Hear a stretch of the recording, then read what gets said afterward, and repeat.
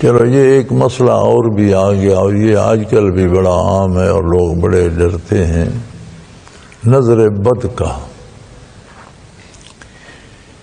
ایک عجیب انسانی مزاج کا ایک اثر ہوتا ہے، بعض لوگ کسی چیز کو دیکھتے ہیں دوسرے کے پاس ہے، بڑی خوبصورت، بڑی مفید، بڑی لذیذ ہے، ان کے دل میں ایک حسرت پیدا ہوتی ہے کہ اس کے پاس ہے میرے پاس تو نہیں ہے۔ وہ حسرت ان کی نگاہوں سے جھلکتی، وہ جب اس چیز پہ پڑتی ہے تو اسے توڑ دیتی ہے۔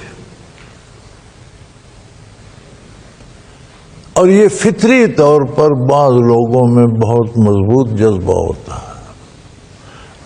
عرب اسے بطور ہتھیار استعمال کرتے تھے، یعنی جس میں یہ تھوڑا سا جذبہ ہوتا وہ بھوک کاٹتا، تنہائی میں رہتا، اس کو طاقتور کرتا، اور پھر بالارادہ دیکھتے کسی کا خوبصورت اونٹ دیکھتے بڑا خوبصورت ہے، وہ گرتا اور مر جاتا۔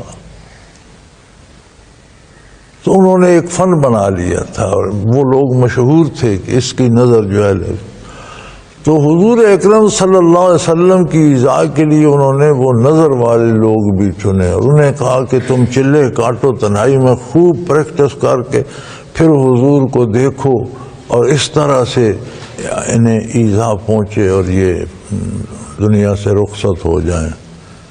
ان یکاد الذین کفروا لیزلقونک بابصارہم،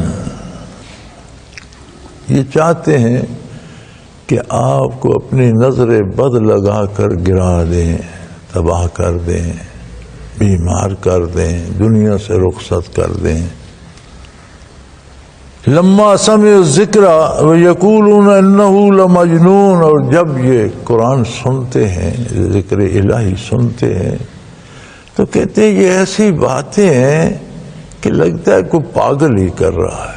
یہ بات پہلے بھی گزر چکی، وہ کہتے تھے کہ اتنے سارے معبود ہیں پھر ہمارے کام پورے نہیں ہوئے، یہ کہتے ہیں ایک ہی معبود سارے کام کا، یہ کیسے ہو سکتا ہے؟ پھر اتنی مخلوق، اتنی ریاستیں، اتنی سلطنتیں، اتنی بادشاہتیں، ہر بادشاہت کے اپنے قوانین، اپنے رواج، یہ کہتے ہیں ساری دنیا کا ایک ہی قانون ہو، یہ کیسے؟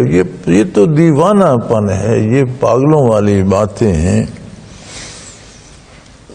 لیکن یہ نہیں جانتے وما ہوا الا ذکر للعالمین، یہ قرآن جو ہے یہ تو ایک نصیحت کائنات دو جہانوں کے لیے۔ تم دنیا کی بات کرتے ہو، اس کے قوانین پر تو میدان حشر میں بھی عمل ہوگا، یہ عالمین دونوں جہانوں کے لیے ہے، سارے جہانوں کے لیے ہے، روئے زمین کے سارے زمانوں کے لیے ہے، یہ موت کے لیے ہے، یہ قیامت کے لیے ہے، یہ برزخ کے لیے ہے۔ اس کے قوانین تو ایسے پائیدار ہیں، دنیا میں بھی ان پر عمل ہوگا، موت میں بھی انہی کے قاعدوں پہ عمل ہوتا ہے، برزخ میں بھی اسی کے قاعدے اور ضابطے رائج ہیں، میدان حشر میں بھی اور جنت میں بھی اس کے قاعدوں پر عمل ہوگا۔ تم کہتے ہو دنیا میں کیسے ہو سکتا ہے؟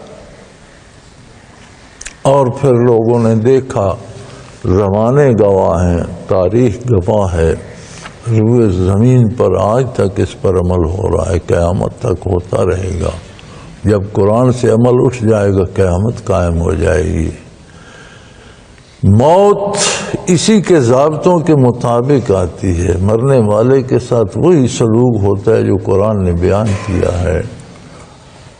موت کے بعد برزخ کی زندگی میں وہی ضابطے نافذ ہیں جو قرآن نے بیان کیے ہیں، میدان قیامت میں وہی قوانین رائج ہوں گے، انہی پر عمل ہوگا جو قرآن نے بیان کیے ہیں، جنت اور دوزخ میں انہی قوانین پر عمل ہو رہا ہوگا۔ بے وقوفو، تم کہتے ہو دنیا میں کیسے ہو سکتا ہے؟